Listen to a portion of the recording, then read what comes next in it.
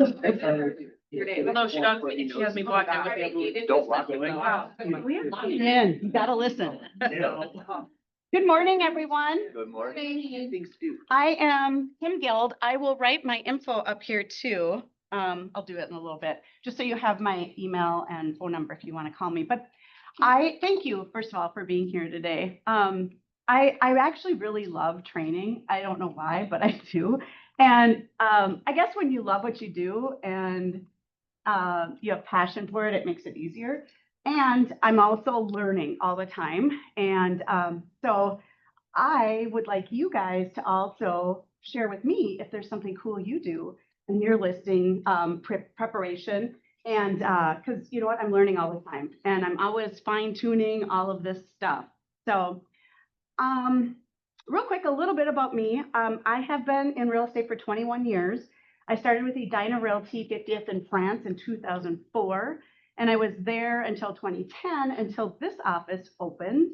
And so I was one of the not founding, but first people here in the office. And it was great. It was super fun. And I was here until about 2015-ish. And I knew the KW in Eden Prairie was going to open, and I had moved out there with my family. So I moved out there, stayed there until I think 2021, I think, or 2022. I can't remember. And then I called Matt Brady back and I said, I miss you and I want to come home. And this was my home. And I knew it, like the moment I walked back into the door, I was like, I missed all these smiling faces. Plus there was so many more of you. And so I came back and I've been here since. So I love it. And this is a great office. And it's great because people love to share and the culture is very warm and it just makes you want to be here, the energy and the excitement and everything. And you can go to other offices, but I don't know. I've been to many offices, not working there, but been, and it's just different. So anyway, enough about me. I want to know, can you guys just go through the room really quick, say your name and how long you've been an agent? Nico, you want to start? Sure. Nico Spain, licensed since 2019. Been at this office for a little over a year. Awesome. Okay. Jabari Maite Born, 2 months. Jabari? Yes. Is that how you say your name? Thank you. Very pretty. Amelia Hillbrand, and about 1.5 years. Dan Alstrom. Oh, sorry. Easy, and that's, go ahead, Dan. Go ahead. Oh, I'm done. Oh, well, I didn't hear, but no one heard you. No one heard you. So. Dan Alstrom, about 8 years. Me? Okay, Abby Ball, and I think close to 20 years in the industry, maybe a little bit longer, but I've been licensed for 18. Nice. Go ahead. We'll go back. Okay. Dan's job is going back and forth. Stacey Hoffman, licensed in 2021. Lisa Jacobson, a little over 2.5 years. Okay. Yeah. Christina Larson, just over a year. Nick Hansen, just over 7. Melissa Swenson, hit 4 years in March. Okay. So we got a good mix in here. And Abby, I had no idea that you had been in the business as long as you were. And I talked to Lisa Walker about you. Anyway. Oh, yeah. Yeah. So anyway, it's interesting when you, you just never know someone's path before that. So, okay. So, and I know we have some people on Zoom. So hello, thank you for being here and ask questions away. Okay. All right. So I am not an expert. I don't know everything.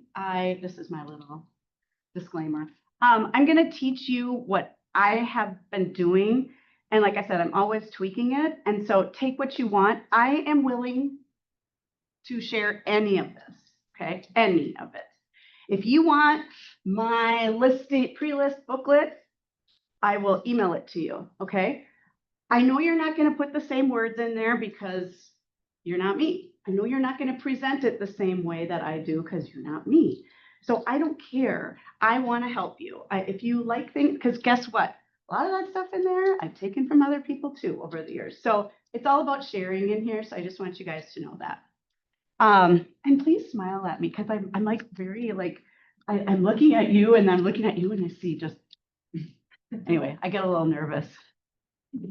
Okay.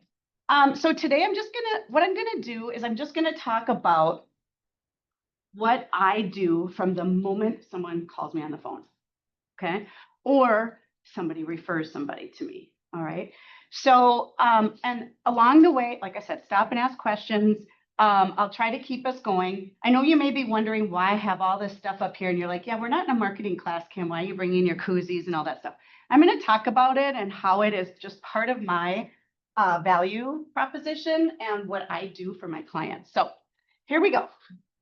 All right. So first and foremost, I get a call from Alyssa. And Alyssa's like, hey, Kim, I have a referral for you. You're a past client of mine. I'm like, oh my gosh, Alyssa, thank you so much. I really appreciate it.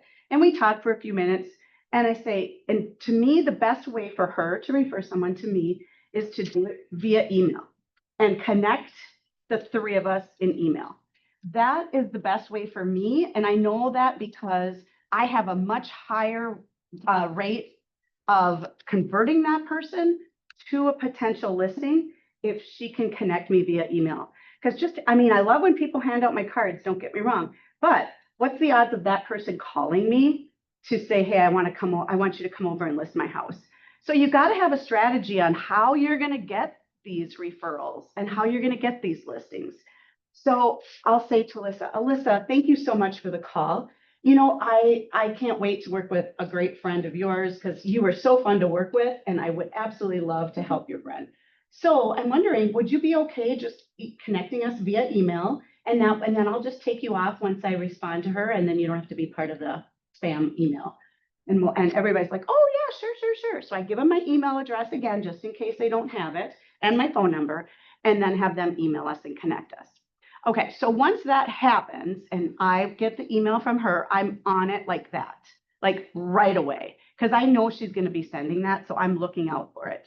And because if you don't call right away, guess what? Her friend, we'll just call her Ann. Ann's going to find someone else before me if they don't hear from me. So because she's referring her to me doesn't mean it's a slam dunk. I still have to earn that listing. So she's going to send me an email. I'm going to respond to that email right away. And then what I try to do in that email and what I say is, hey, thank you so much, Alyssa, for sending me to Ann, blah, blah, blah, blah, blah. I'm really looking forward and earning your business. That's how I always say it. I'm earning your business. I can't wait to meet with you. Hey, do you have 15, 20 minutes for a phone call? And then we'll set up a time. Hang up the phone.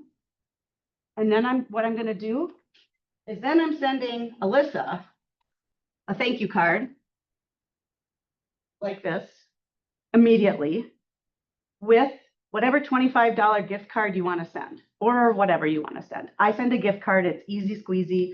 I do Craft and Crew. It's a restaurant chain around like Dukes and Stanley's and whatever. So I send that. Sometimes I send a Target one, but I do $25 and I send this that day in the mail to her. So she's going to get that, and it's going to have my business card in it, and it's going to have the gift card in it, thanking her for the referral. And I tell her that I'm going to follow up with her and let her know how it's going with her friend. And I'll let her know as soon as I get the listing as well. So again, you'll find everything that I do is, well, first of all, everything I do is in color, everything. I don't do anything in black and white. Well, this is kind of black and white. It's got gold on it. But anyway, and it has my old address at my old office. I'm almost out of these. But anyway, I'm going to send these around. These are from Tiny Prints. I don't even know how many of these I bought, but I've had them for at least 7 or 8 years. Yeah. Well, maybe even longer than that. I don't know if I ever reordered them. But anyway, very simple. But it's a nice little way to say thank you. All right, so she gets her thank you. And then I go into my tracker. I have a tracker, however you want to track it. I track all my closing gifts by year and by client and what I give them. I'm a Cutco knife giver.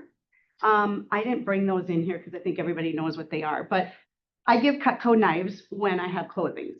I also give a smaller Cutco knife to Alyssa when her client closes on the house as a thank you.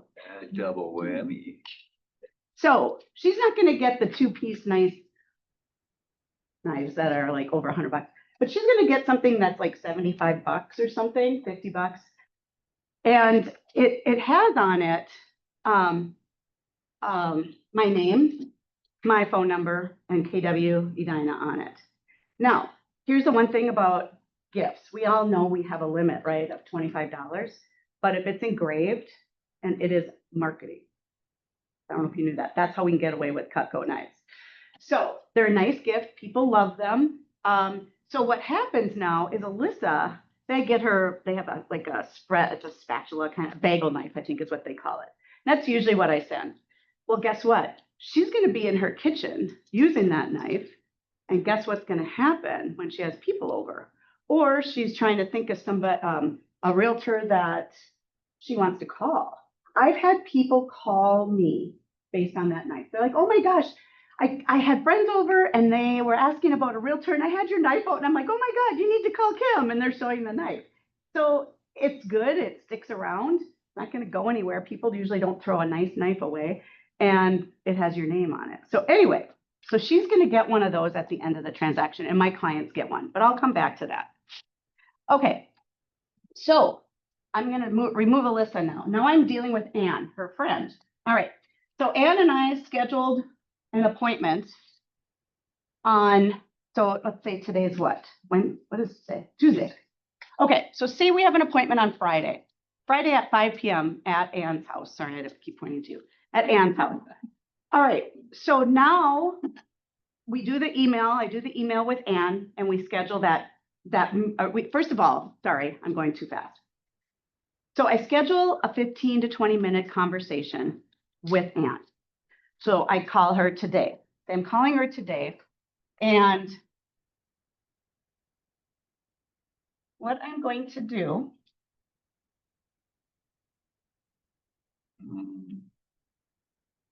how do I make this bigger again? Go to the 100%, Kim. Oh yeah, thank you. Where is it? There it is. Right Yes, there. thank Make you. it bigger. Should. There we go. Can you guys see that? Oh, yeah. Oh yeah, okay. So this form is my listing lead sheet. But actually what we do call it is we call it the pink sheet. So as funny as that sounds, I bought pink paper and I'm kind of old school. I have folder files. I mean, everybody was like, oh, real estate's going to go all paperless, right? I don't know. I don't think you can, but whatever. If you want to, you can fill it out online. I don't care. But mine is pink. So in that file, I can always find this sheet. And this is my Bible. I got this actually from a big trainer at KW long time ago.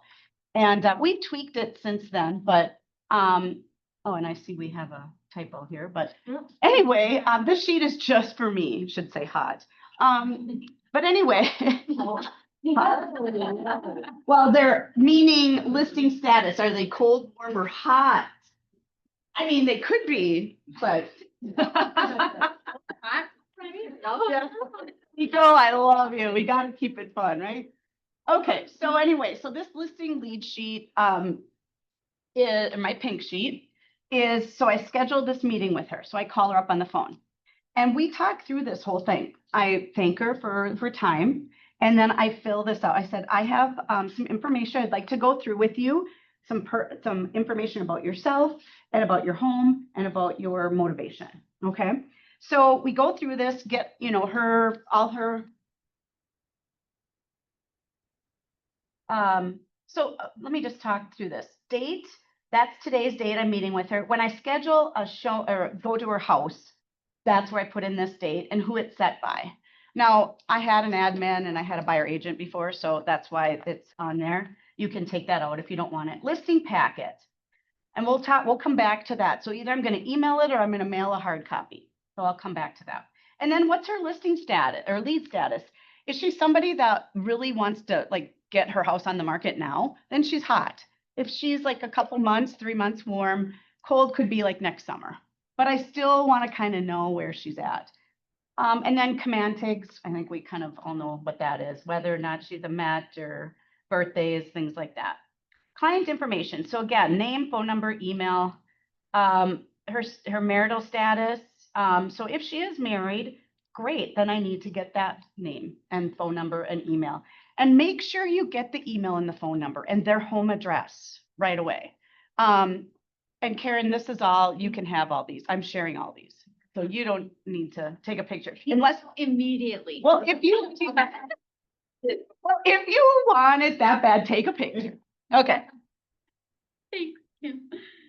This is one of those things I never forget to do. I will tell you, this is the most important thing you can do in the pre-listing and before you ever meet, but physically meet with them.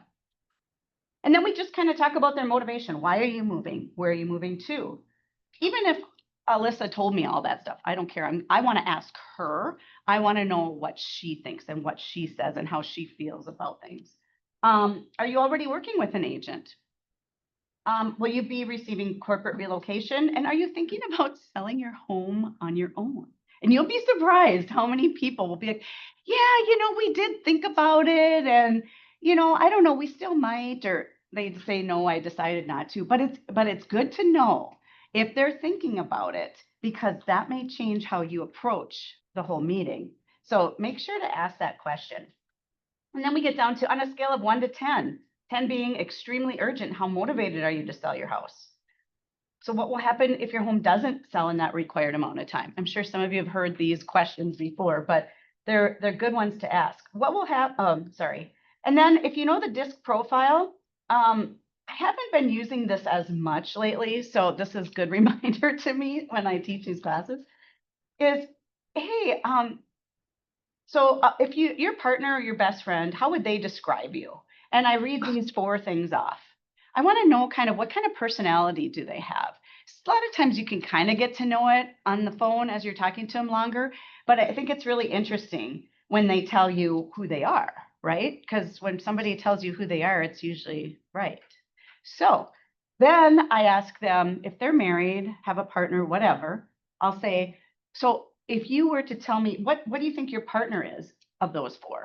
So that way, when I'm walking in the door, I know who's the high D, who's going to be the person that wants the information right now, doesn't want the fluff stuff, and who might be the decision maker, or who is the really touchy-feely, wants to talk about all the updates they made and the wallpaper they bought and did in the bathroom, all those things. So you kind of want to know, so you can set yourself up as you walk into that appointment. And sometimes you'll find, I have done this before where I have spoken, when it's a husband and wife, I've spoken to the one that reached out to me and is so nice and just great and fluffy and, oh yes, and this and I'll more focus on them. And then you got Dan sitting next to Ann, and Dan's like,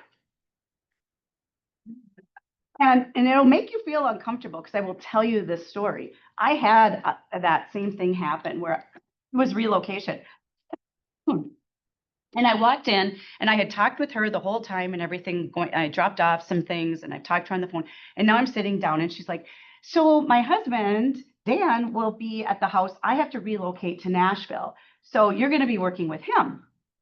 Well, that was really good to know before we started talking, because I was initially just talking to her, and this guy is sitting back like this. And then he just starts asking me questions, firing questions at me. And I'm like, so, okay, compose yourself, just remain positive. He's just testing the waters, fine. Because you can get, if you're anything like me, you can be like, oh God, he doesn't like me. He doesn't want to work with me. We all get that crap in our head that talks us out of things or whatever. And so this time I kept talking to him. And as the conversation went on, he started leaning more forward and his arms went down and I could see a relaxed look on his face. And I was like, and I'll never forget, it's actually when I was here, before I left, I came in and I met with Matt because he was excited. He was team leader then, and he was excited. I had a listing appointment. It was relocation and it was a big house.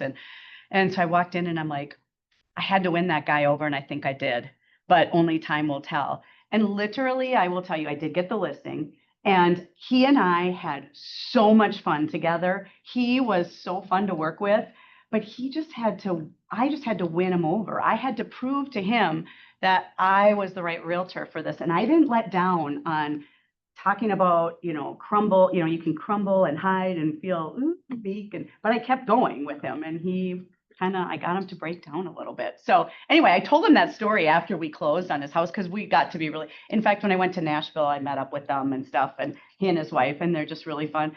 But I'm like, I just need to tell you, Andrew, that literally I was scared and I didn't think you were going to list with me, and you were really harsh. And he starts laughing. He's like, oh, it's, I got to do it, right? I'm like, okay, whatever.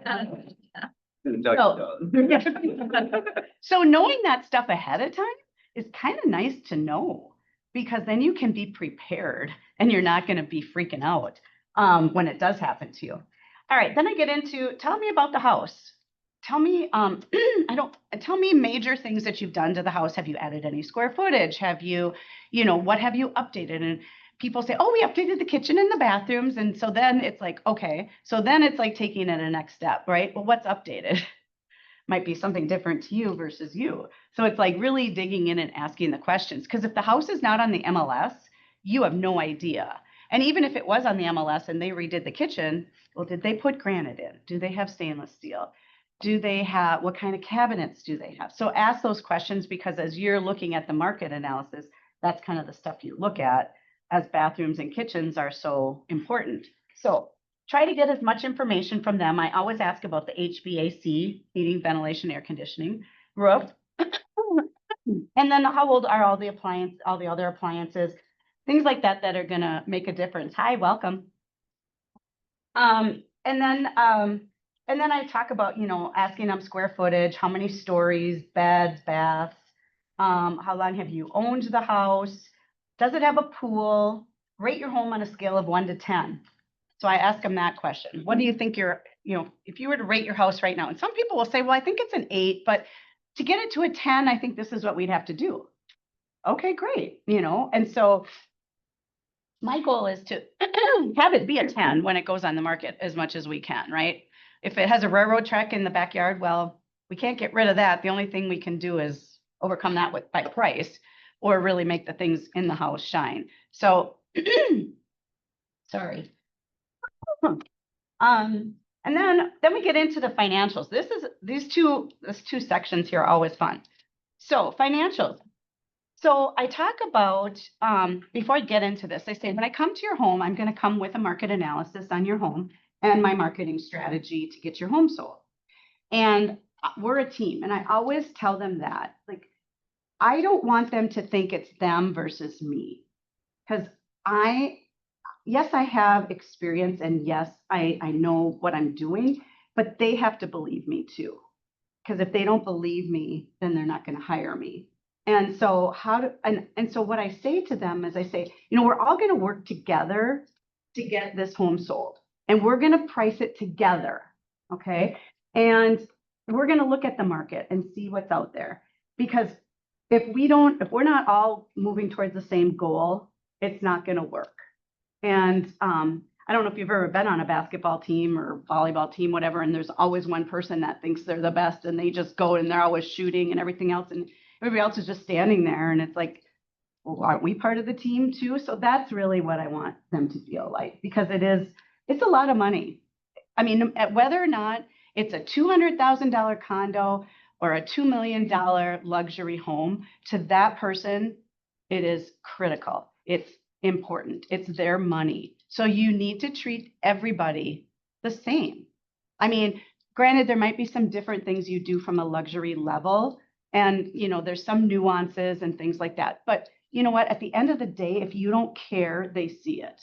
And so you need to care about them. And no matter what the price point is. So I say to them, I'm going to put together this market analysis, and I'm also going to do a net sheet. Who here uses a net sheet? I hope everybody. Okay. I don't know Karen, we all do. Yes, Matt Brady would say yes. So I'm not going to go through it, but I'm just going to show you this really quickly.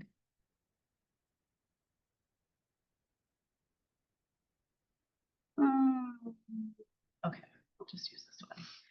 Okay, so so this is this is my net sheet.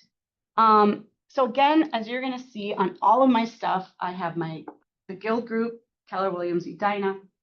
My colors are navy, white, gold, and like a green. So you're gonna see that throughout. So everything is it all goes together really nicely. It's all a nice package. And I do that aesthetically because I like it, but I think there are people that notice it and they like that. So anyway, so I go through the net sheet with them. So I always say when I'm at that appointment, one of the things on this listing lead sheet is, what do you currently owe on your mortgage? And I say, I'm going to put together this net sheet and it's going to detail out what you currently owe on your mortgage, first or second, what your interest rate is, and then where I think the range is for your home to sell. And then I talk a little bit about commission and I say, it'll have all the expenses, an estimate, right? When you get to closing, it's going to be actual, but this is going to give you a nice idea of what you can walk away with at the table. And I said, my goal is to protect that net equity. That little egg at the bottom, that's what I'm trying to protect and get you as much of as I can. So we talked through this. And so and I'm happy to share that one too. Kim, do you always leave the generic title fees on there, or will you also go to whatever title company you're using and pull the information from the? Yeah, great question. Yes, I use Great North Title unless I'm going to change. So I know their fees. So their doc prep fee, their closing fee down here, and then I do know, what the recording fees are now. There's a $5 conservation fee for the ducks. You got the special assessment search. The things that I do add on here, if I need to, is okay. For instance, this person gave me the green light to spend up to $1,000 on new lighting for her. So I go out and pick lighting. So I put that on here because she was going to spend that. But if there's a city inspection right here, if I know that that's a city that has an inspection, I'm going to put that in there. If I know that they're in an association, and I'm going to change this, association doc fee, it's probably closer to 400 all the time. It used to be between 200 and 400. Now it's like, might as well just put in 400 or 500 and just at least be on the high end. But I put that in here as well if I need that. So everything is exactly to what I know. Now, I always ask them too, do you escrow your taxes? Because some people don't. And especially if they don't owe anything on the property, obviously they're not. But even if they do have a mortgage, they will still, they might not escrow their taxes. So I figure that out as well. I say, if you list here and we sell here, that's approximately what you're going to owe in the back half taxes. So great question. Any other questions on that while I'm on here? Yes, ma'am. So you're bringing this with you to the appointment. You've asked them what they've done to update it, but you haven't seen it yet. Yep. So I ran into this problem this week and I didn't get the listing. Yep. Because my numbers didn't match their expectations. So there's a lot of things they probably didn't do on the front end. Yep. But how are you doing this without seeing it first? Mm-hmm. It's a great question. Sometimes I will ask them to send me pictures. I've had them say, I'll say, hey, I haven't been in your house. And so I might have them take pictures and I'll tell them what room, bathrooms, kitchens. Sometimes people have done a video and sent it to me. Otherwise, what I'll do is I'll say, hey, I have a packet that I'm going to be dropping off at your house. Could I take 15, 20 minutes and just walk through your house real quick, take a few pictures so that I know, because it hasn't been on the MLS forever, or there's no pictures. I don't know exactly what your updates look like. And I want to make sure I can come with an accurate range or a number for you, right? So when we sit down, so I'll ask them that. So if I can get in the house real quick and just zip through there, take a few pictures and walk out the door. It's not for them to walk me through the house. I'll just say, if I can do this. And most people are like, sure, yeah, I'm just doing laundry or whatever, so I'll do that. I don't know if that helps. Those are kind of some of the things I do. Now, if I haven't ever been in the house, but I know the area and I know the square footage and I know what style of home, beds and bath, that kind of thing, And when I ask them questions about what they've done to the house, that's where I get into the nitty gritty about the bathrooms and the kitchen. If you don't feel comfortable with giving them a number, then don't do this net sheet. Or do it and say, well, now that I've been in your house, I do think, I had, maybe it's a bigger range. Maybe it's a 450 to 500. Instead of maybe a 475 to 500 or something, just to cover yourself. And then when you sit down, you can say, I wasn't quite sure what everything looked like now walking through the house. Here's what I think that your house is, I think in this range on the higher side or the lower side based on your updates. Does that help? Yeah. And you're dropping that off before the appointment, the folder. Yes. So this is what I put together. I've had these folders made. And then what's in here is just, so I would, if you're in a magazine or something, put that in, something that just shows some more information about yourself when it's not you actually saying it. So I was in this magazine, and actually, if you want to know something, your team leader actually took this picture of me. It's really kind of funny. But they did a, I don't know why I can't find it.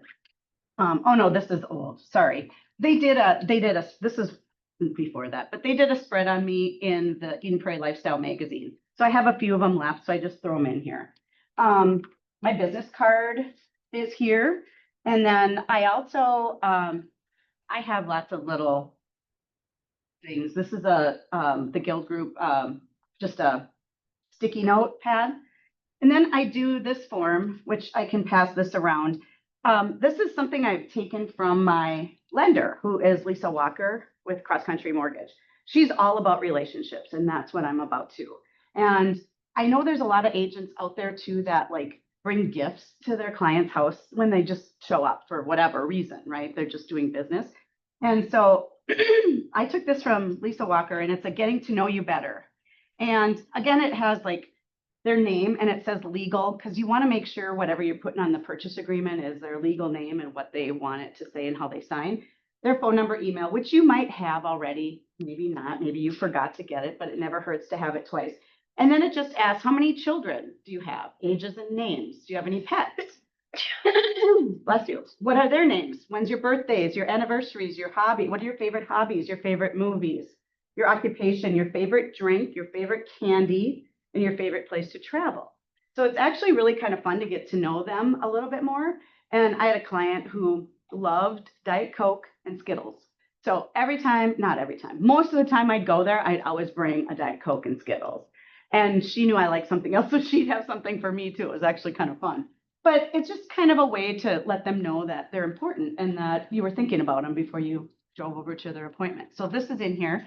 So I'll pass that around to you. And then I'm going to talk through, this is my pre-list book. Actually, Bethany Nelson, who is at KW Lakes, she had one very similar to this. And this is called saddle stitching. And there's a great place in Chanhassen. You know it too. Bernard Group. Nope, not No. them. I'll think of it. Sorry, now I put It's super easy. You do everything online, and then you go and pick it up. They tell you what buckets it's in, and you go and pick it up. But you can pick your paper and everything like that. So I'll talk through this, but this is in this folder. So when I go there, this is what so I will sometimes drop it off depending on how close it is and how quick if my appointment's Friday and today is Wednesday, I'm bringing it over there. I want it in their hands and I want them to go through it. I do put a letter in here as well. And then reinforcing our time that we're getting together and meeting and everything like that. So, and I ask them to have a key ready for the lockbox, assumption, right? And sometimes I do put the disclosure statement in here too, but a lot of people like to fill them out online, so I don't anymore. Kim, I want to talk really quickly about this seller net sheet and just what you Yes. said about creating a broad range. I know Alyssa was asking that question. Yeah. But I will say that I did this with my last listing appointment because they told me on the phone that they had an updated kitchen, an updated bathroom. I asked them, they're like, oh yeah, we've done the countertops and appliances and all this kind of stuff. Well, I walked in, it was like cheap linoleum countertops. Yep. Their appliances, you know, were old school, like white, you know, Mm-hmm. that you find at Sears. And I did bring 2 stellar net sheets, one that had a range between 500 and 600, which is kind of what the value of the neighborhood was, and then one for kind of like a remodel rehab of 400 to 500. So when I did walk through the house, I just threw the other one away, and I Yeah, was like, here, good, this is good kind call. of where I think it's Mhm. at. So I Yeah, think that's a great way. just being prepared for both scenarios and just printing off 2. Mhm. One, you know, I wanted to trust what they said, but at the same time, I was like, your house hasn't been listed in Right. 40 years. And Right. they Yeah, were older, and I was like, realistically. yeah, I think one they second. probably didn't do One thing to that too is just ask them, when did you remodel it. it? Yeah, Do you have white because they said stainless 4 years appliances? ago, and I was like, Right. hey, remodel your kitchen 4 years ago. Yeah, Yeah. I'm walking in expecting, you know, Yep. this beautiful kitchen. I'm like, Right. oh, yikes. Yeah. Yeah. And Yeah, it was a that total is hard. it was a total rehab. Yeah. Yeah, it is hard. I know. Yeah, So I actually don't do the seller net sheet at my first meeting with them. I just tell them I want to be super thorough with them and I want to give them a lot of advice. And I give them advice like in each room of things I think that I would upgrade and I would change the value strongly based on that. And if they do or don't want to do the improvements, I just give them a range of the neighborhood. Yep. And I tell them where I think that they're going to land depending on where they're going to have improvements. And then I come home, we just have a second meeting discussion of what improvements they do or do not want to make and what they're comfortable with. And then I do a full detailed net sheet. sure. Yeah, I That's- think that they feel like that's very customized, not just like Mhm. internet shot from the hip. You know Yep. what I mean? I think that's a good approach, Abby, too, but Yeah. like, especially like when I do have the net sheet printed off and you know, you have the 3 values, I'm like, if you do these things in the house, it will get you the higher value. Yeah. But I think, you know, both are. Yeah. we It can't go just- wrong either way. Can I tell you, to your point, Abby, there were times when I did a 2-step approach because I felt more confident with that. So if that's what makes you feel more comfortable, then you need to be upfront with them in the beginning and say, this is how I do things because I want to make sure I give you the most accurate range. I have not seen your house. I would like to get into your house and see it before so you could just have a That's first. exactly what I tell them. I Yeah. said, I need to see properties. I don't ever, from a consultation on the phone or even a FaceTime, I don't ever give values. And I do it for this reason. I kind of explain like my multiple step approach. Sure. And I think Yep. people just really, although they'd like to know and they're really anxious to hear numbers, Yep. I think they really appreciate that level of detail. Yeah. My Yep. opinion. Yep. Everybody can do things their way, of course. Exactly. And that's what I'm saying. Everybody does it differently. And I think it does just depend on your comfort of where that house is and how long, that I totally agree. Now, I'm gonna get off of this really quick. Any other questions on this? And I I can, have a question on the pre-list. Yes. Do you ever send it to them electronically? so here's what I'll tell you. So I first started sending it. And if it's a while away, I'll courier it. Or, if I don't have time, I'm gonna courier it to the house. I want it in their hands as soon as possible. Because I will tell you, 90% of the time I will go into an appointment after this has arrived, no one else has sent them anything. So what does it look like when I send them something? Special. So, but so I started sending it to them and then I decided, people are talking about sending stuff electronically and people like blah, blah, blah. So I'm like, well, I could save money, right? Because that's a lot of money. Right. So I'm like, so I started emailing it and I'd ask people if they read it and everything. But then once people started, when I did send it, so I kind of did both. And I just found that people like to get things in the mail. They like to touch things and feel things. And I don't know, I just don't anymore. I don't personally, I don't like it. To me, getting this in the mail is much more special and meaningful. And it looks like I took a lot of time, which I did. I mean, it was a lot of upfront time to get this done versus just sending them an email with the attachment. So yes and no. And that's why on this pink sheet I have, did I email it or did I get a hard copy? I don't really do emailing anymore unless they're from out of state. And actually even out of state people, I'd prefer to get them a hard copy. So anyway, okay. So Another question? yes, ma'am. Where is bringing the net sheet, or even bringing a value, a Mhm. dollar amount Mhm. to that initial conversation? Do you ever have concerns or have you ever lost listings because someone else is They're then comparing yours to someone else's or? Yep. Perfect example, a couple years ago, I got a listing appointment based on that magazine that went out in Eden Prairie.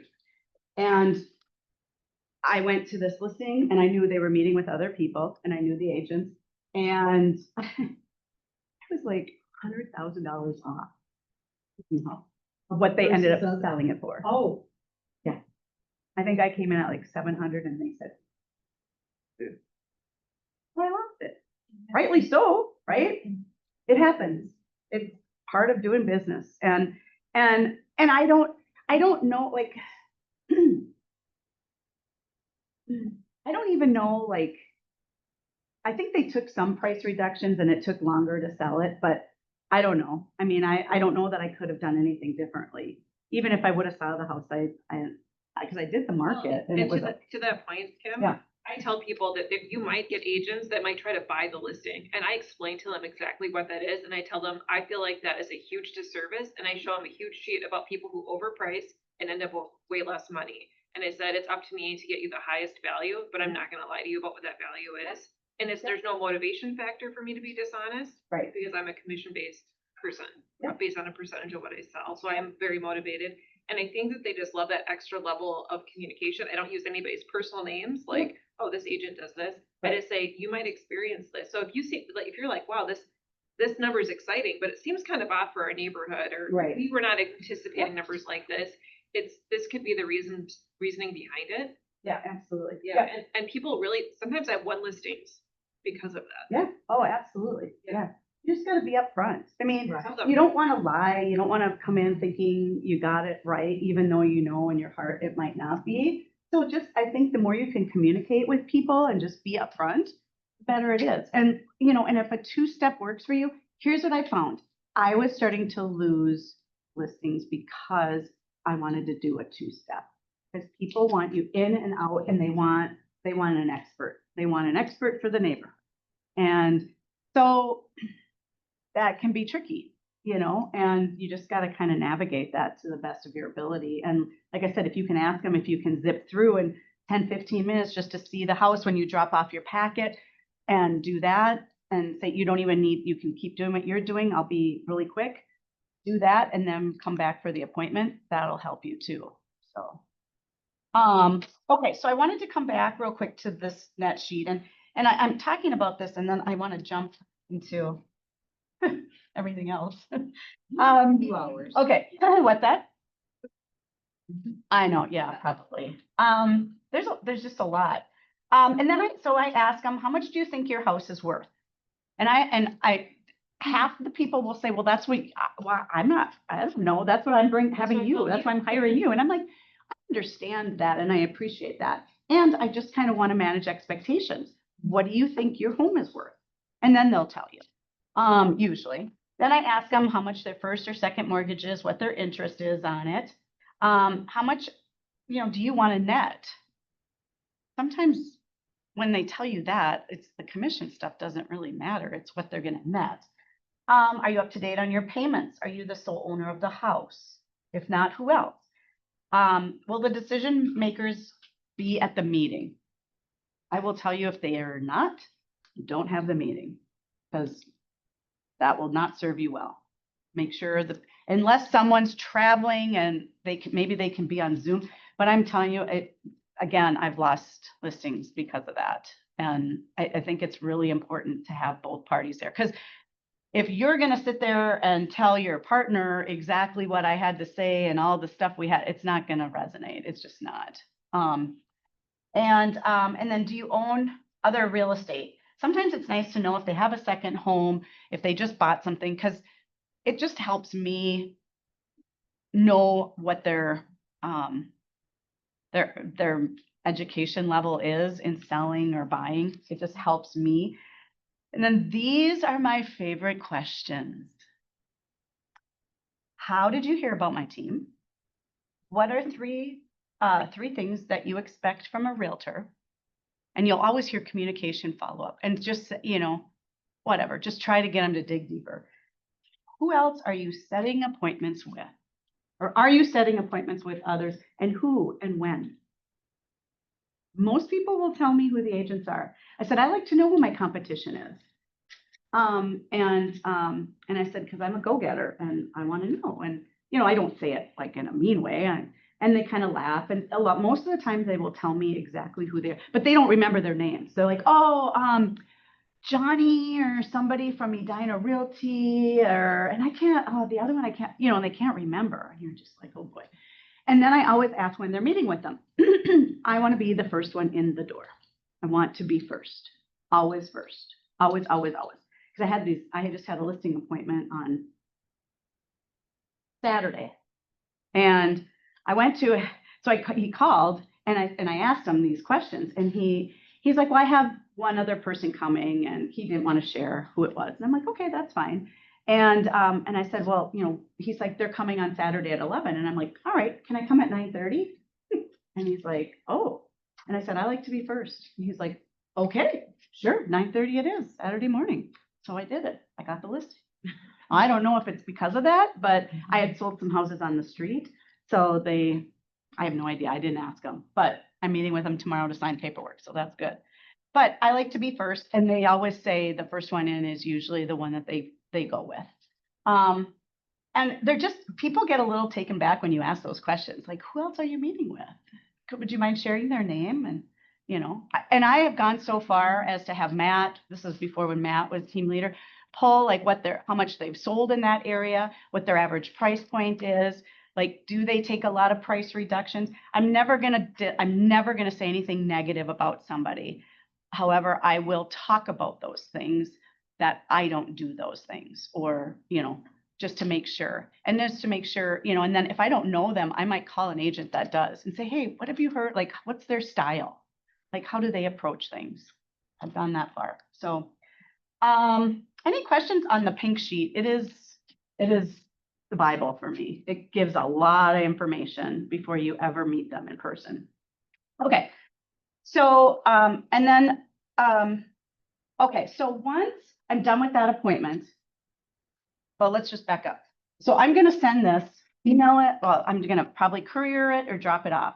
And I'll just leave it in the front door. I don't ring the door, or I might ring the doorbell and leave just because I want them to know it's there. Or if I have their number, I'll text them.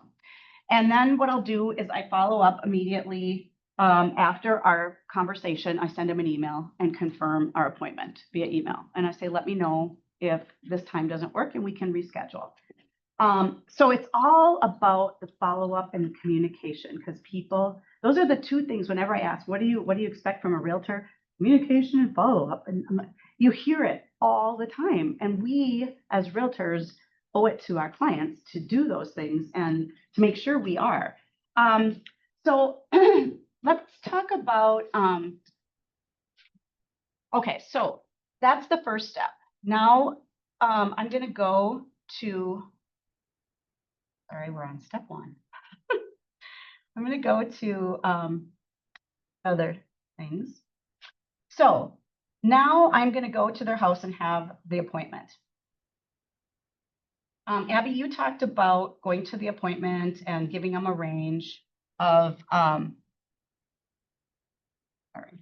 giving them a range of price. And here's, if you do this, this, and this, here's what you get. Or, you know, here's where I think we would price you and everything like that.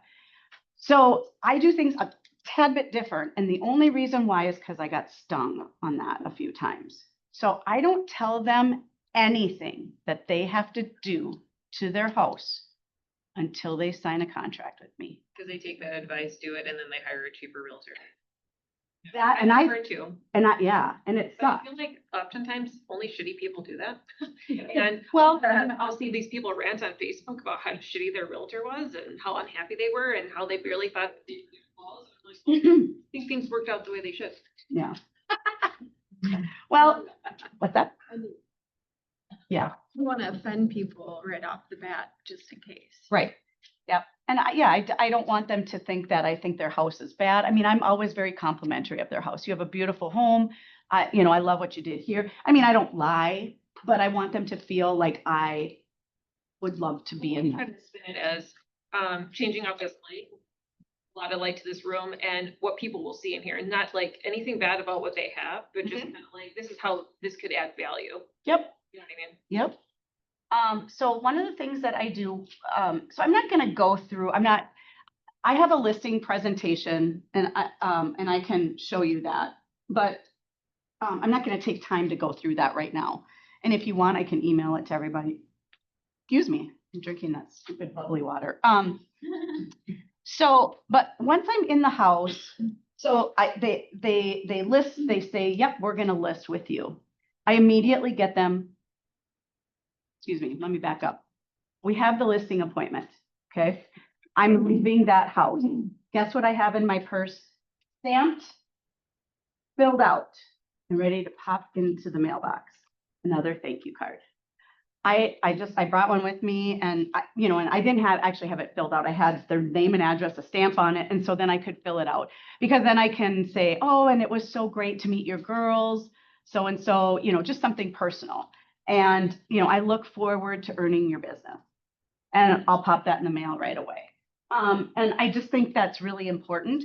And I do sometimes send a text also. Hey, it was great meeting with you today. Thanks for taking time out of your busy schedule. I appreciate it and look forward to hearing from you. Just something simple like that. People like to feel important and call people by name, always use their name because people like to hear their name. I learned that from my ex-father-in-law. He taught me that, and to this day, it sounds so simple, but it really is means a lot. Okay, so I go in. I've already done my listing presentation. I've done all that. I've sent the thank you. Then they call me and they say, okay, Kim, we want to list our home with you. Great.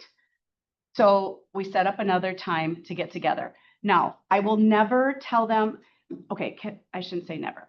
I will be very careful on what I tell them when we're walking through their house, what I think they should do to get the home ready, okay? I mean, paint and carpet, that's general. Everybody needs to do that 99.9% of the time, right? So what is my value proposition? What do I bring to the table and why would people hire me versus someone else? So I talk about this stuff in my listing presentation. Okay, one of the things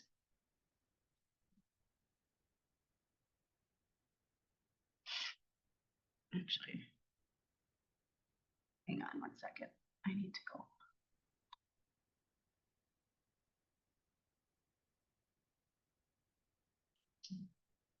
So one of the things that I do for my clients is I do a punch list. So I show them an example of one. And this is a punch list for the Tootsies that I did. And I show them this and I say, what I do is when you hire me, I'm going to come and I'm going to walk through your home and I'm going to make a list of everything that I need you to do by room. It is very detailed. And what I do when I walk through the house is I just record it in my notes and then I pretty it up and send it to them. But this is, so I will tell them everything I want them to do room by room by room in that house.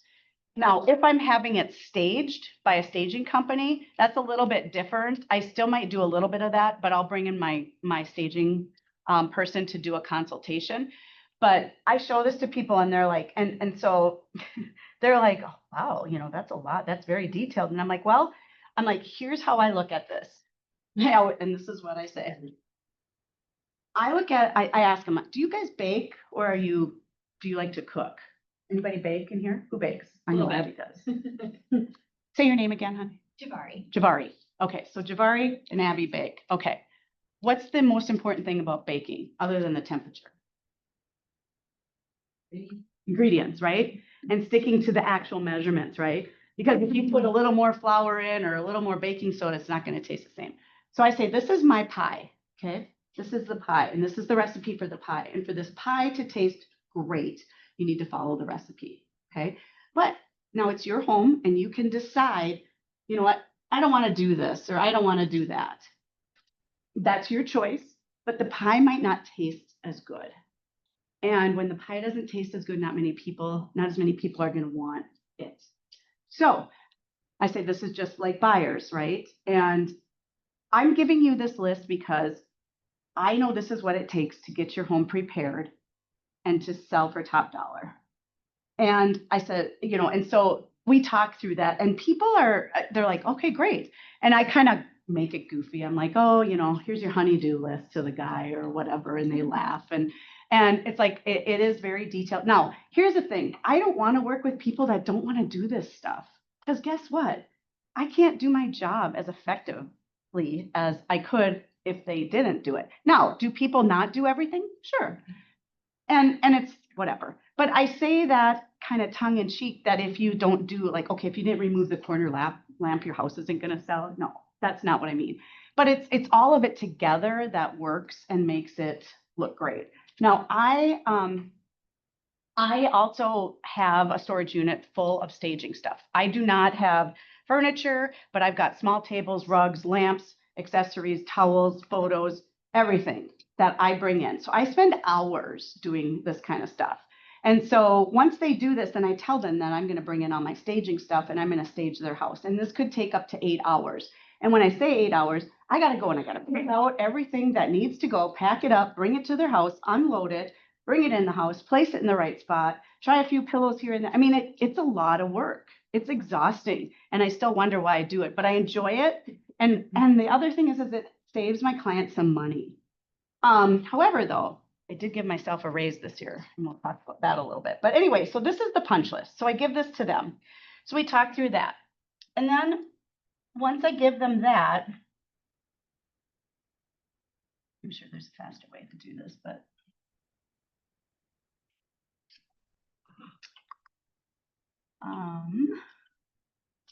which one do I want to see? What did I just do one? We'll go to theirs. All right, so then what I tell them is, let me use theirs again. Based on what I know and what was in that punch list, I might need them to paint. I might need them to do new carpet. I might need them to have their hardwood floors refinished, right? So we talk through all of that. Here's what I recommend to get that top dollar that we talked about, because here's your range. But if you want to get top dollar, these are the things that you need to do to get your home prepared. Now, what I do is I put together an old-fashioned calendar, and I tell them, so this was for May. I had a couple months in here because it took a while to get this house ready. But in here, I'll say, I'm going to do this calendar for you, and it's going to have everything that's going to happen by date. Now, you are working all day long, right? I'm working as a realtor. So if you need to have it painted, I have a couple great painters. If you have someone you want to call in, great. I'll help you get those scheduled. I'll meet them here if you want me to, or I'll put a lockbox up, whatever you're comfortable with, so it doesn't interrupt your day. I can bring in carpet people. I can bring whatever. So I have a whole booklet of all of my vendors by, well, Allison knows what it looks like. These are my recommended vendors by whatever, estate sales, financial planners, painters, plumbers, whatever. And they're all in here. And so if they're going to do that, I give them this booklet. And then I talk through, their asterisks, my top preferred ones. But I'll say, you can do this, or if you want, I'm happy to schedule all those appointments for you. So I will go ahead and schedule all of those. Once those have been scheduled, we get the estimates, I get the estimates, and I provide them to my client. I put them in a spreadsheet and I'll send them to them. Now, I have relationships with other carpet people and stuff, so they put together like in-stock carpet in these little things. So I always have carpet samples with me too, to help pick out carpet for their house. I use home flooring, and I use Hopkins Carpet One as well. So this is all their in stock, less expensive. We put in good pads, but here we go. And I can help them pick out carpet. If they say, yep, we're going to go with that company. And I'll say, if you're okay with it, I'll pick it out. I will pick out your paint. I come in with, I buy big squares of paint, and I'll bring all this in. We'll pick out paint for their house. I will buy light fixtures for their house. I shop at the outlet, the Southern Light Outlet up on Highway 55. Or I'll go to Home Depot or Menards, depending on the price point of the house. I pick out faucets. I will do everything. I am like a GC for them. And people will be like, well, why do you do all that stuff? Or somebody in our accountability group said, I didn't know you did all that stuff. That's kind of a lot. And I'm like, well, yes, but I don't want them to pick out a light that does not go. So what they think is in, it might not be. So my biggest value proposition has always been that I will do this all for my clients. And then once I know who they are, and I will get them all scheduled, and we'll sit down and we'll say, okay, so when do we want, what's our goal to have it on the market? And based on timing, what the lead times for all the other people, I'll come back and we'll say, okay, we're going to shoot for July 19th or June 19th. That's when we want to have this house on the market. So then I kind of work everything backwards. And I know when the painters and the flooring guys are available, and I just schedule them all in here. And they don't have to do a thing. As long as they've okayed the estimates and they're okay with carpet, they're like, whatever you think is going to look the best, you pick it, because you work with buyers all the time. I'm like, okay, great. So they'll let me do that. If we have to get carpet cleaned, whatever that may be. When am I going to order my sign? When am I going to stage? When is it coming soon? And when is the sign going to be installed or the rider going to be put up? We're having windows professionally cleaned. When is spacecrafting coming to doing photos? When are we dropping off materials? When do they need to have the seller's disclosure to me and all of the materials that I needed them to fill out about the house? So it's very, very detailed, and everybody knows when everything's happening all the time. And I think that upfront communication and the detail really, really helps your sellers to feel like we're a team, right? I always take it back to, we're a team. This is our playbook. Here we go. And so this has worked really, really well. Now, there's some sellers that kind of push back. And, to be honest with you, I don't love working with them. I mean, I'm not going to say I don't love all sellers, unless they're jerks, but it's nice when they are accepting to what you are as the professional, and that you know what it's going to take to get that home ready, market ready, to sell for the most amount of money in the shortest amount of time. Because that's what most people want. There's some people that say, well, I'm not in a hurry. Are they really not? Because why are they wanting to sell, right? So anyway, so this is what I do, and I put this together for every client. And there's some clients that will get their own estimates and things like that. And the thing I say is, you can go with whoever you want. I have vendors that I've vetted. Most of them I've personally used myself. And if I haven't, another agent maybe sent them to me because I didn't have somebody. So I'm trying to give you people that I know are going to show up, do a good job, clean up, and do what they say they're going to do. Because I had somebody who just kept pushing back. And he's like, I found somebody on Angie's List. Is that what it's? Yeah, Angie's List. I don't even know if it's still around. And it was a guy to do some painting. And I'm like, okay, that's fine. I don't have control over that, and that's okay. But, hopefully it works out. I didn't say that to him, but I called him a couple days later and I said, hey, how's it going with the painter you got on Angie's List? Oh, he never showed up. I'm like, really? Now, and every time he did that, time was wasted, a week here, a week there. And it was like a couple months before his house was even ready to go on the market. And guess what? Market changes and interest rates started to go up. And I'm like, so you have to be able to just let them know, like, hey, this is the service I provide you, and this is why I know it works, and it's going to save you time. And, if you don't feel comfortable with that vendor, that's okay. We'll find you a different one. Like, I've got a few. So, you can pick, or you can get a couple estimates. So doing that has been really key for me in being kind of that point person to do all that stuff. Any questions on this? Talk about the fact that you do a punch list and a calendar in your listing appointment. Yes. So, yep. So in this listing appointment, I can kind of go through it really quick. I talk about my mission. And if you're gonna do, so this, you don't have to have all these pictures of you in here. I did a photo shoot and I don't know, we had a ton of pictures. Actually, Andrew, I never remember how to say Mahold. Yeah. So his sister is the Penny team admin, and he's really good at photography. So he did all these photos for me. So they're kind of fun to have for social media and for books like this and stuff. But anyway, so I talk about my mission, about myself, my accreditations, awards, my team. And then I'm like, why choose us?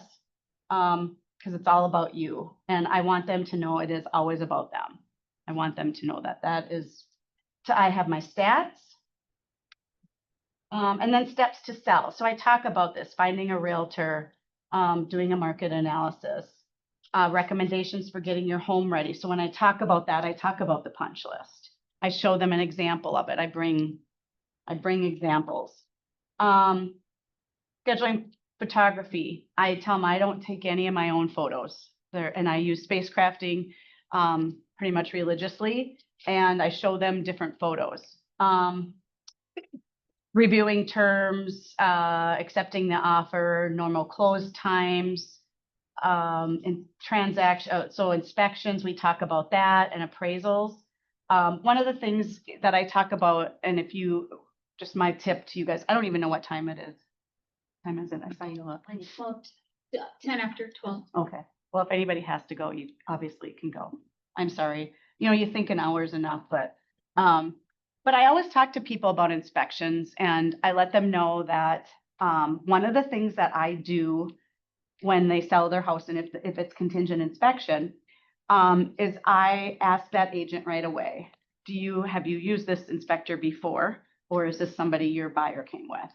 And they'll tell you, and then I just really nicely remind them that this inspection is to find safety and hazardous things and things that aren't working properly. We don't want nitpicking. You know, we know the house is whatever, 20 years old, whatever. And so it's those little things like and I tell my sellers that I do that because I want them to know that I am looking out for their best interest, right? It's important because they have no idea what's going to happen in an inspection, especially if they haven't sold in 5 or more years ago. You know, they have no idea. And then so that's my tip there. The other thing that I didn't talk about back when people are coming in with offers, I will say, I don't know about you guys, but when you're getting an offer, who calls the loan officer right away? Yeah. Highly recommend that. If you're not, You could get so burned by not Yep. calling them right away. yes. Hopefully they're reaching out to you. Well, but here's the thing. Yes, you're correct. But if you get more than one offer, I'll usually call all of them, and just to check in with them. But you're right. Today we don't have to worry as much, but before we had to really worry, like, is this lender legit? Is this really a real Or they buyer? wrote an offer 50,000 above what they actually qualify for. Right.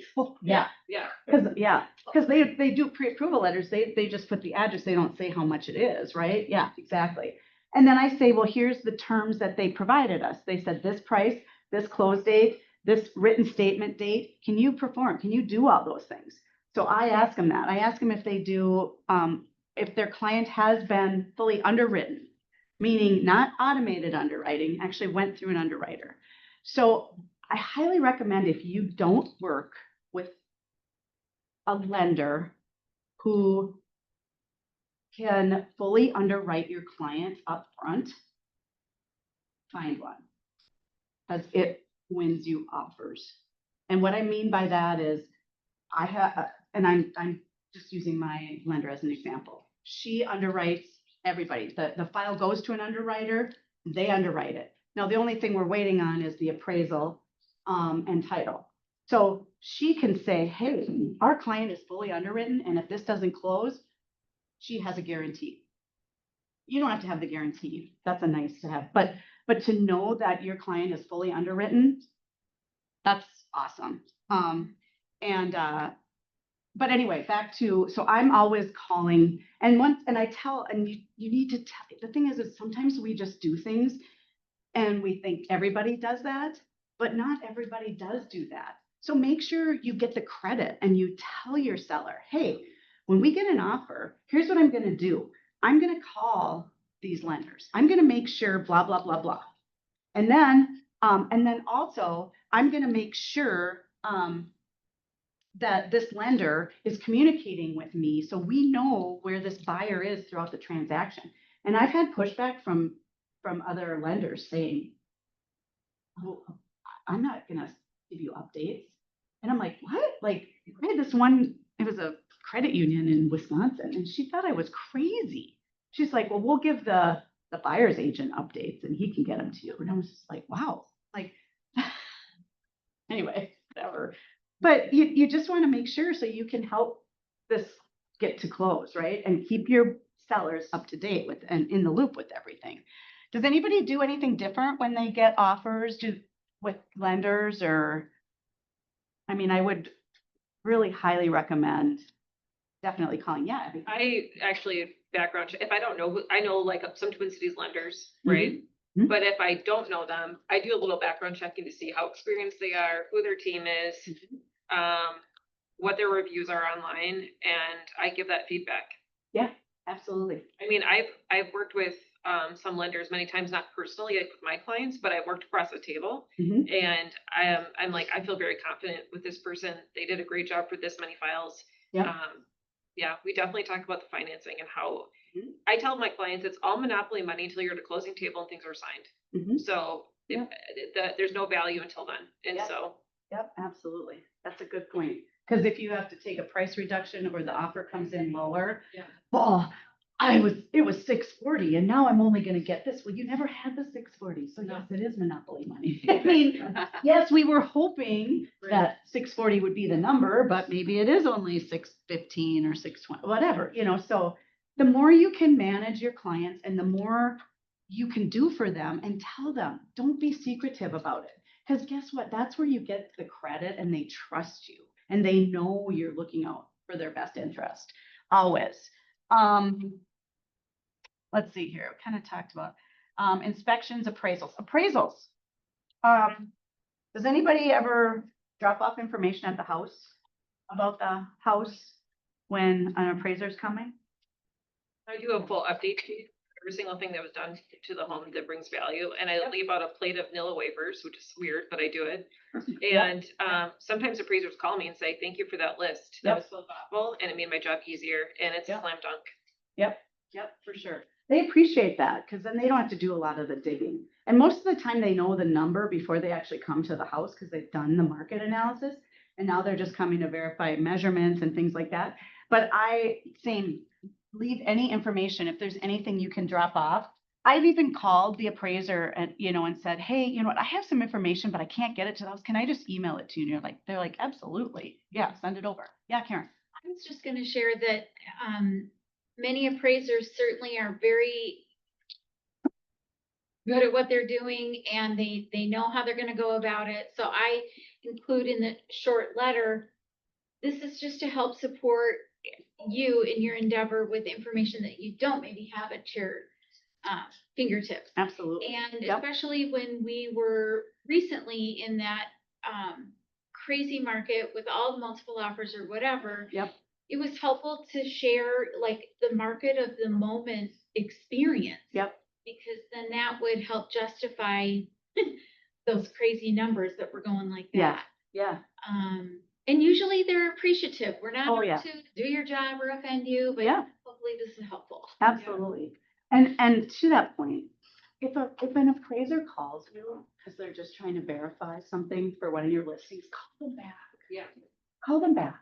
Take 2 minutes and call them back because they will appreciate it. And you know what? They're working for us. And the numbers that are on the MLS are important. So make sure you're calling them back.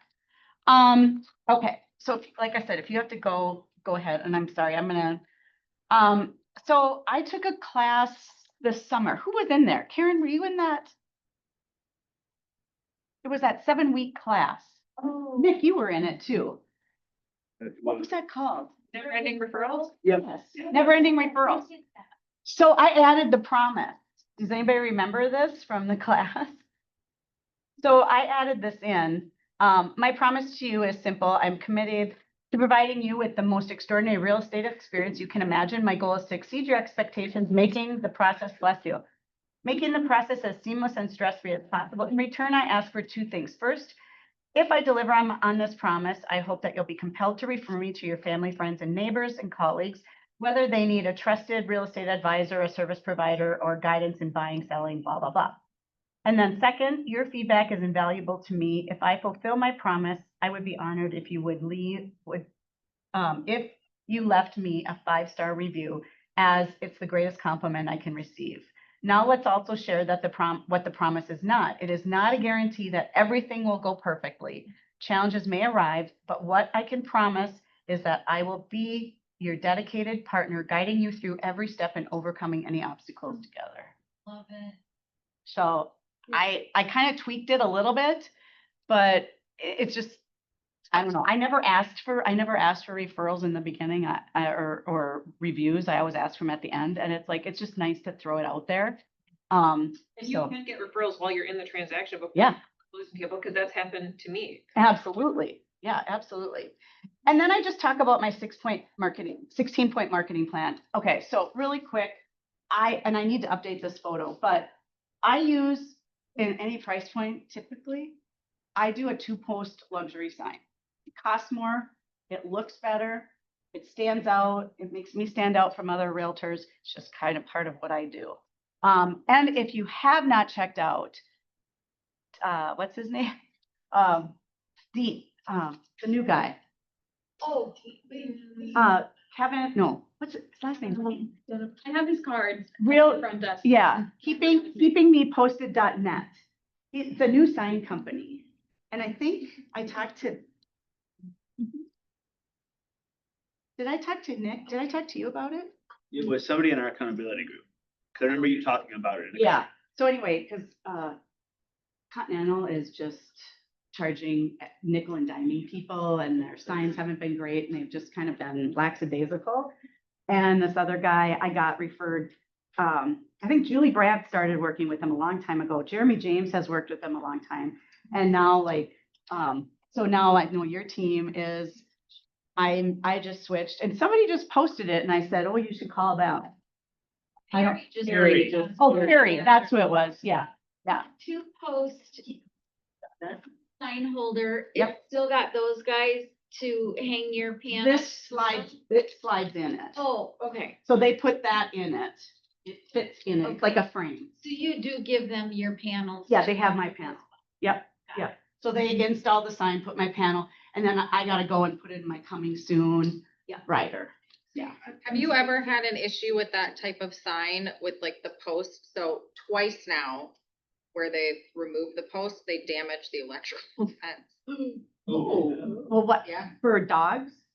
When you say, yeah, yeah, you gotta mark those things. I know, and the Yeah. seller did not do that, and so. Yeah. which was a bummer. That and sprinkler systems, but usually if you know there's a sprinkler system, they're usually on the perimeter. For sure. But they, and so if they kind of put it back, I've not had that happen, Okay. but yeah, I can see where that can I happen. know. Yeah.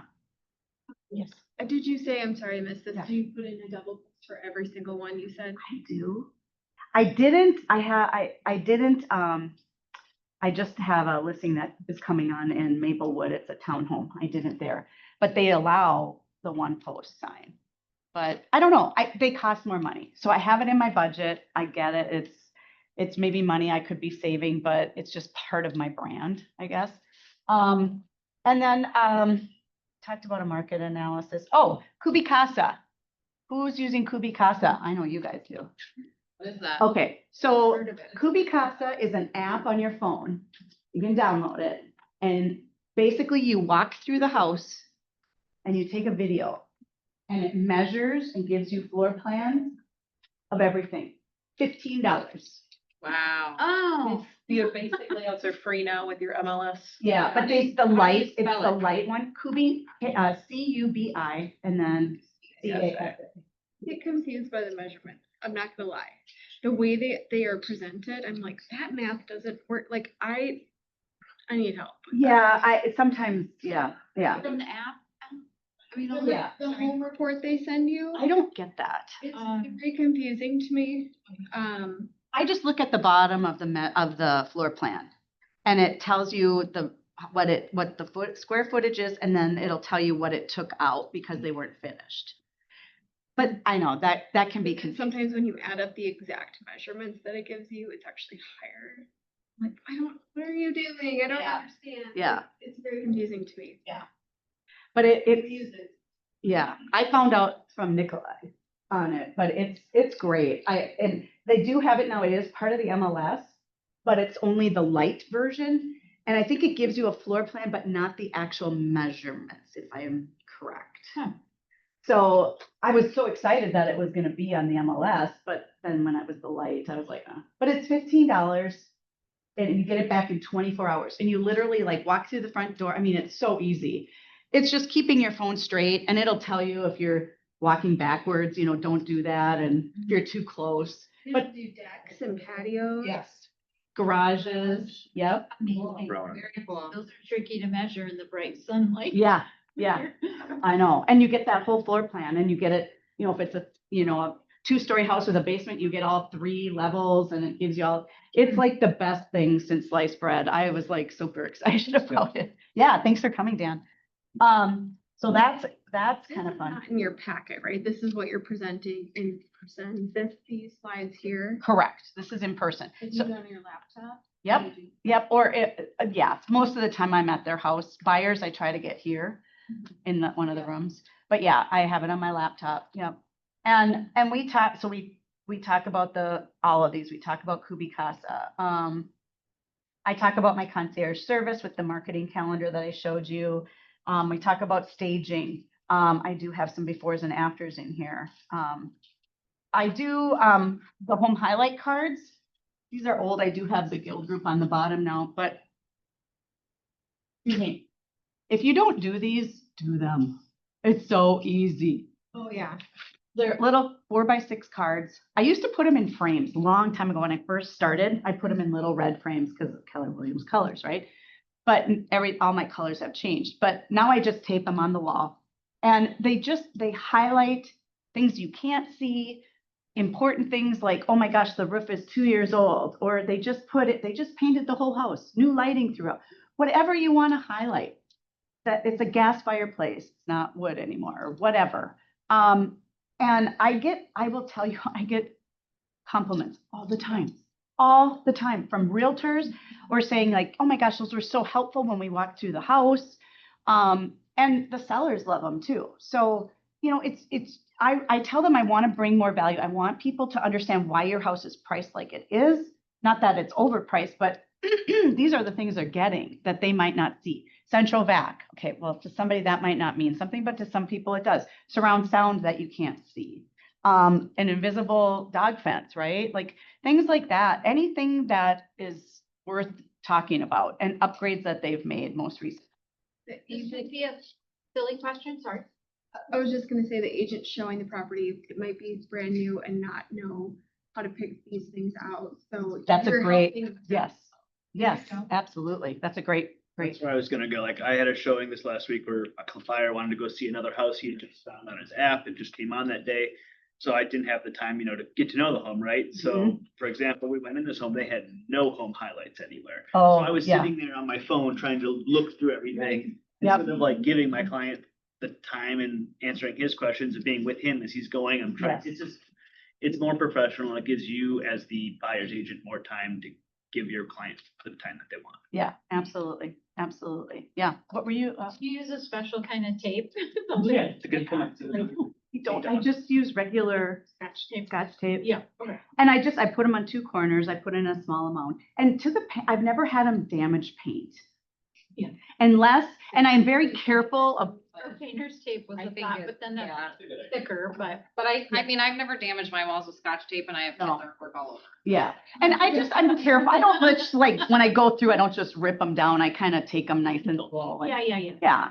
Laminate. And right? this was awesome. Yes. Yeah, you bet. Yes, I saw, yeah, you guys laminate yours, which they look great too.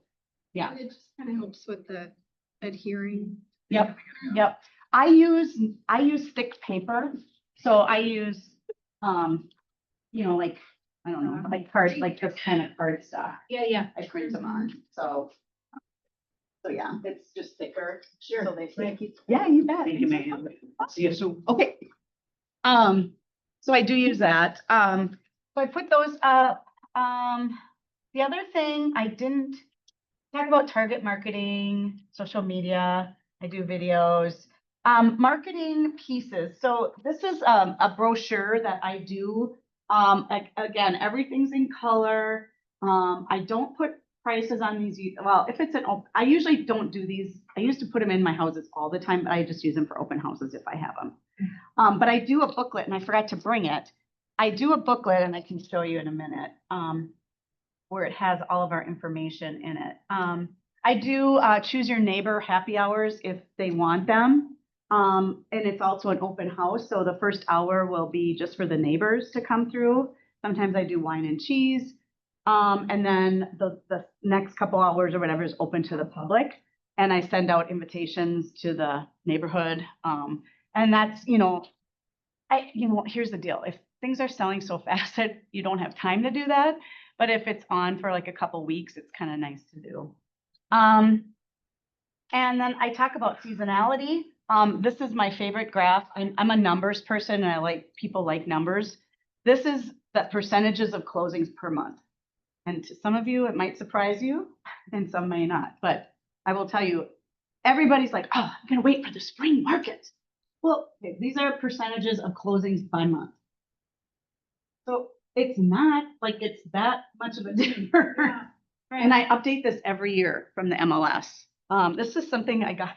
Edina Realty used to put this together every year. And so then I just stole it, and then I just kept updating it. But it's good for people to understand that, okay, we're in August right now. If you list your house in September and it's, say an average days on market are a month, well, great. And you could be closing by the beginning of November. And these are still good months of closings happening.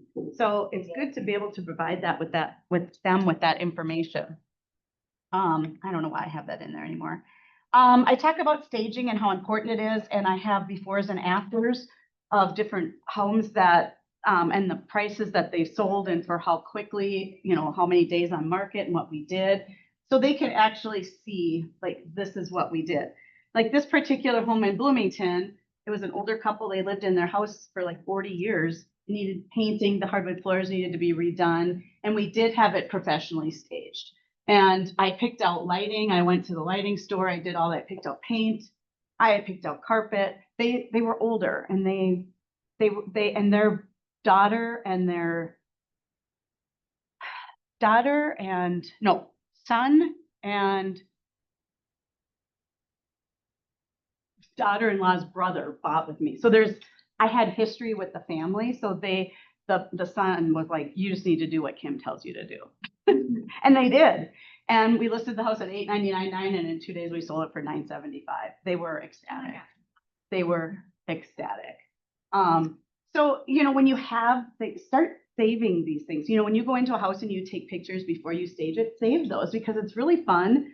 And I always would forget. I don't. Yeah. Dude, I know it's hard to remember, but when you do it and then Good advertisement, yeah. it is this is my value. Like, this is what I can do.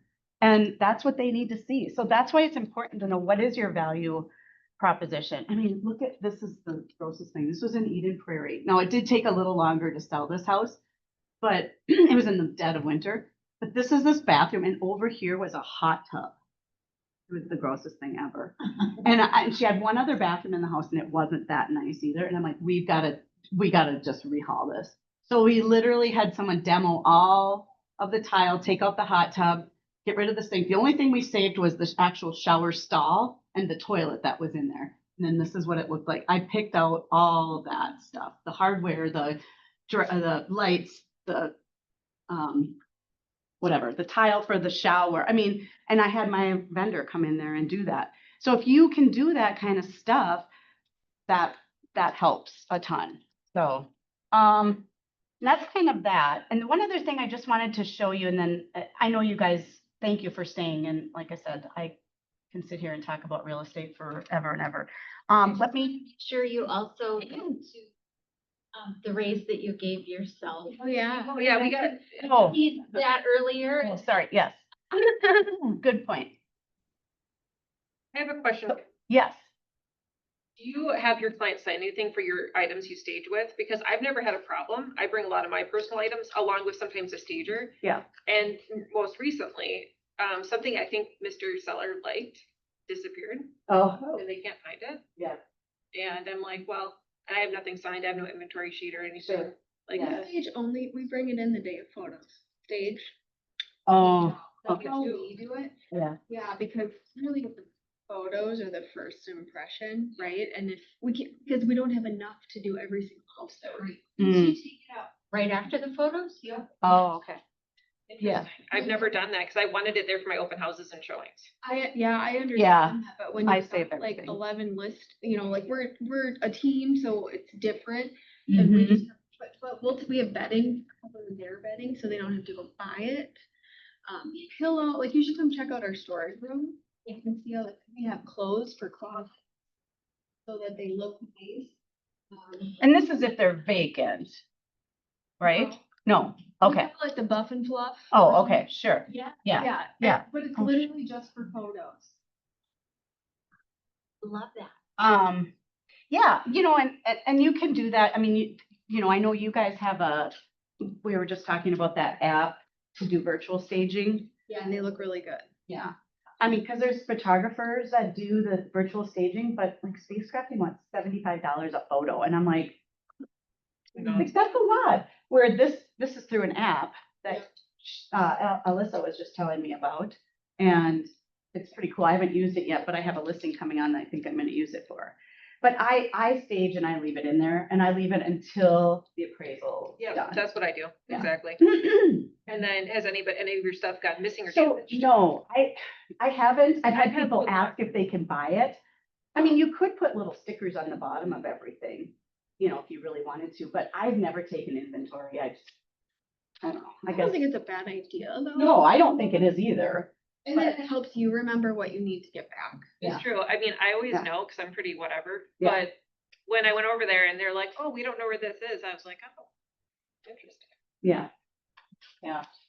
I mean, I don't know. I think sometimes people like he was the type of buyer who we would go to showings and he would go in their fridge and he would like go into their candy jar and just help himself. And I was like, "Nope, we can't do that. You don't do that." But like, I'm aware. Like, I think he's an only child or something because he's just like, "Yep, everything's for me." oh my gosh. Wow. I didn't think about sticky fingers with my. Wow. Oh my, that's kind of I interesting. had a client recently that literally took an apple from their apple tree and started eating it. And I'm like, was that on the ground? Where did you find that? And he's like, no, I just took it from the tree. I'm like, you can't, people have cameras. You can't, I just had a conversation about how people have cameras. Yeah. And we're going to watch what we say and Yeah. how we behave because of that. I mean, Yeah, for sure. This is my last thing I'm going to talk about. Yes, thanks for coming. So, we again, this is all upfront. So all of this stuff is stuff before it ever goes on the market. This last piece I'm going to talk about is what we leave in the house. And so we collect a lot of data from our clients. We ask them, well, this will tell us. So we have them fill out a bunch of paperwork before we go on the market because we want all the marketing stuff. We want to tell everybody about this house. So when that buyer comes in, they can make quick decisions because we know in this market still there's multiple offers, there's things going fast. They need to make quick decisions. So we want to give them as much information up front as they possibly can get so that then they can do that. So we use showing time. So if you don't know this, on showing time, you can add supplements to showing time. And as soon as somebody schedules a showing, boom, an email goes out to them with information. Could be your disclosure statement, your truth in housing. It could be your information that I'm going to show you. So all of this information is on showing time.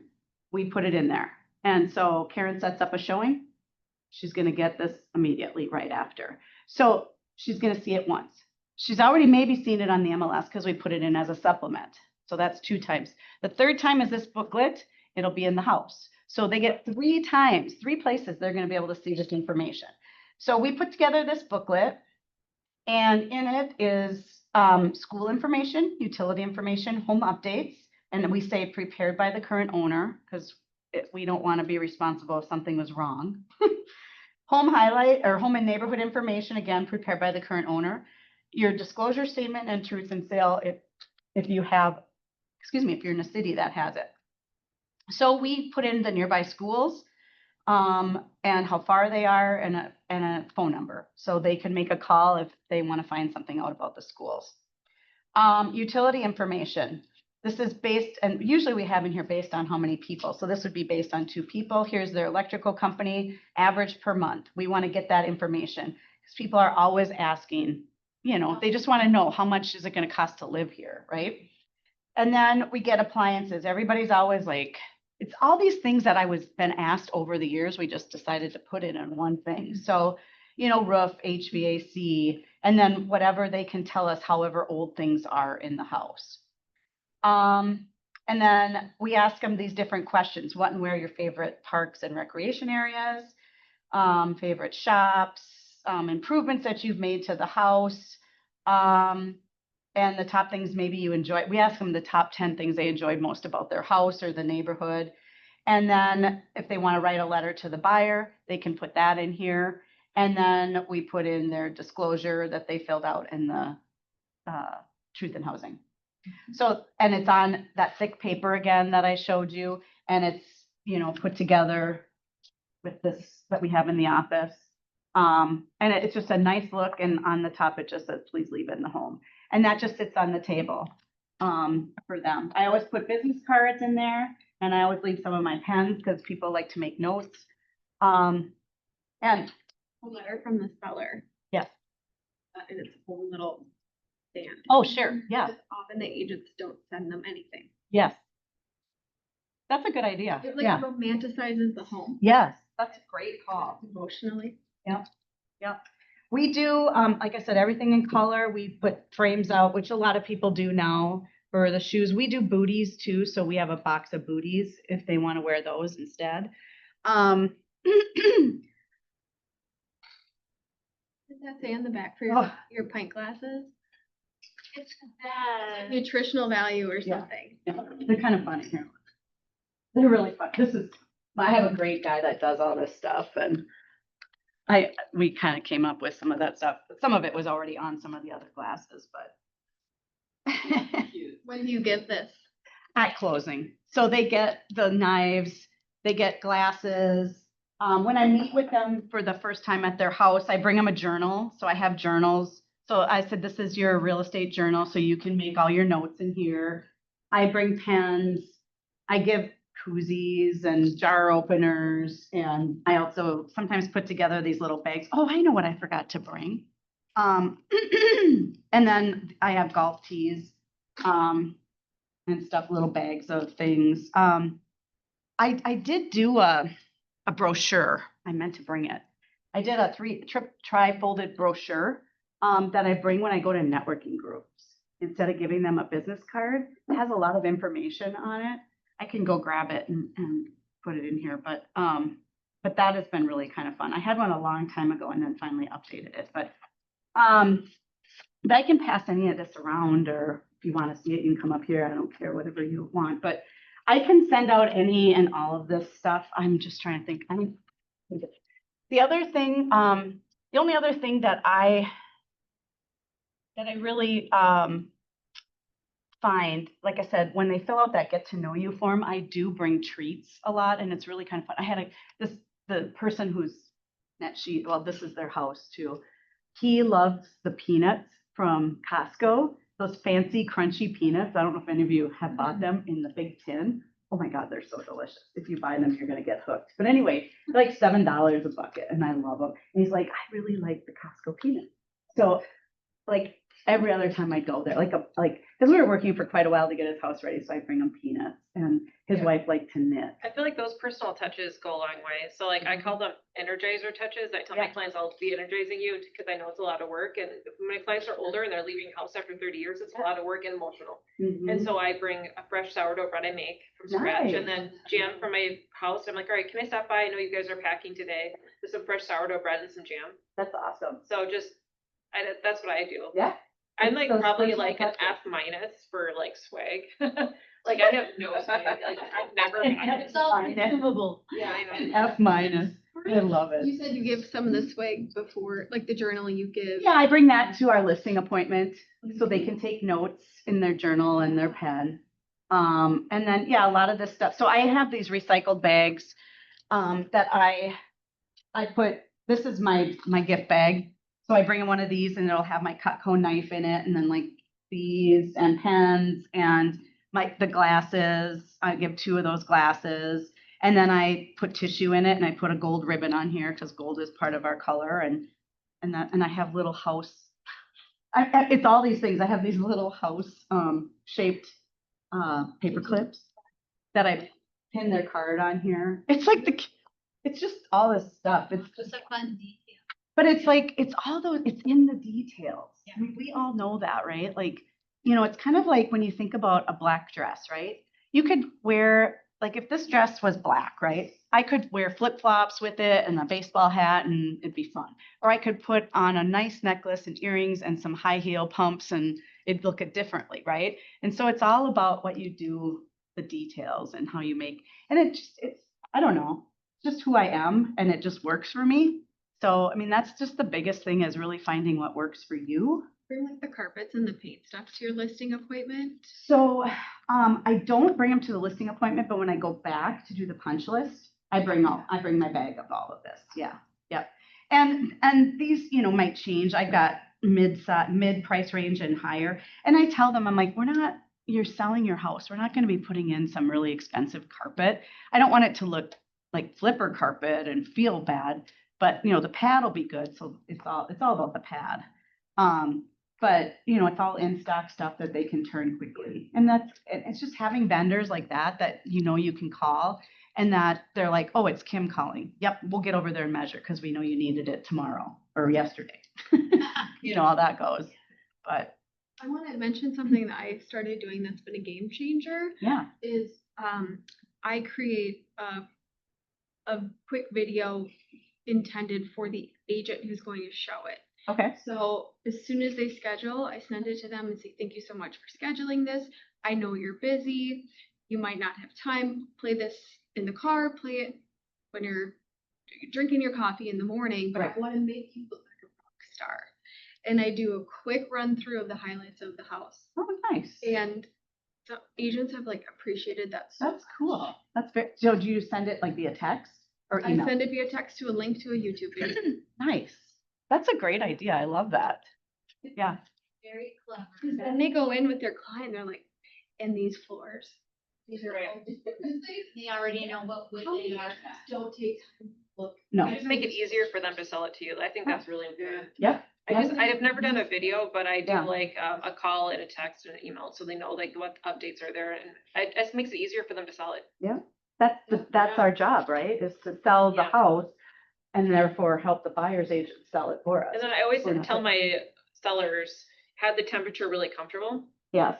It's really important. They're like, well, we don't live there anymore, so we don't want to heat it or we don't want to cool it, to a nice, comfortable. And I said that feeling and that vibe, and I said leave Yeah. all the lights on because people don't know where they are, and a lot of times they just won't flip them on. So they're like, okay, which light? We're Right. gonna have it exactly the way we want it to look when they walk in the door and they leave. That cost is nothing, Yep.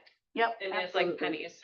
Yeah. I think the temperature thing is huge. It's huge. Because Make if it you comfortable. walk into a house and it's freezing cold, that's all you're thinking yeah. about is how cold. Like if you're eating, like that's my biggest pet peeve when you go to a restaurant and it's so being cold. Yep. Right? You're just like, oh my God, I'm Thanks freezing. for everyone you can calling open. for information. Thanks, Tim, for putting this together. Yeah, absolutely. Yeah. If just let me know whatever. I would love for you if you could email some of your sheets. Yeah. So I could review them. That would be. Yeah. All of, Can so, you share your punch list? yeah. I can share any and all of it. Like, this was, so there's a real estate, it's called, Ladies in Real Estate. Have you guys heard of that website? Yeah, So or I- Facebook page. Yeah, but Yeah. there's a website. Oh, okay, And I know it's still out there, but okay. that's what, these were built in Canva. My assistant did these, but we took most of all of the stuff and the layouts From from there? Ladies in Real Estate, and you can pay for 1 year. And that's how I got all these different templates and stuff, and we've tweaked them along the way, but yeah, I mean, like, they do website help, social media different things, business cards, anything you could What do put. you mean they help you? Well, they have all these different, templates. Let me see if they're, There's not like a person that. no, but I wanna just figure it out. yeah. A lot of templates off. Because then they all have the same look for all my stuff. Yeah, it's ready, And then here it is, it's done ready on to use Google content. first. So they have like literally everything in here, real estate, listings, social media, like, it's ChatGPT. branding. Pay for that? Yeah, I don't know what it is now. I think it was like, sign up for 83 cents a day. So ladies in real estate, you said? Yeah. So like, see all these different templates you can get, and there's checklists and Yeah. all kinds of stuff and videos. It's $25 a month, no contracts, no commitments, and no new content monthly. Join Ladies of Real Estate. Yeah. Website. I mean, they have everything. And we used it for like a couple years, and then we kind of got all this stuff done, and then we just And then you don't. yeah. Then I I love this page. Like, Isn't that here's all the fun? things we're doing. Yes, that's Yeah. awesome. Okay, so you want to know where I got that from? So Tim Saprell, who's the realtor at the Lakes office, and he sent something out when the whole buyer Oh, yeah. commission Yeah, changed. yeah. It was a list of all the things as realtors we do. And so I sent it to my old admin. She helped me tweak this. And I'm like, can you put together a fun page? And that's what she did. Most of those things, but this is way funner. That's my Funner. And I have a buyer one too. Yeah, yeah. That's beautiful. I don't do a pre-list packet, and that's something I've wanted to do. Yeah. Do you mind if I look at that later? I'll send it to you. I have some Here. follow-up questions. I have Yeah. to leave. but Yeah, I wanna no, that's chat fine. with you more. I wrote Yeah. some stuff down. Yeah. This was very helpful. Yes. Okay, it was good. So Generous with your time and all of your. I hope it was. You know, you Tweet and kind of everything. think like, I mean, yeah, it was great. Yeah. okay, good. And Good. choice, all of it, very valuable. Yeah. So, and you had a good turnout. I'm so glad. I know, me too. Yeah. Yeah, it was really good. Yeah. Yeah. Yeah. But yeah, if you guys just shoot me a quick email or a text and just, or Yeah. I can ask Abby, we can just go through the room, and I mean, I can send it to everybody. I don't Yeah. care. Oh, Allison surely took attendance. They take attendance Yeah. on all Yes. the vlogs. Yeah, I mean, they have everything. That's what I'm saying. Check out their website. Well, I'm Allison, I'm sure you have a list of everybody that was here today, right? I sure do. All right. And I would love to like, consider your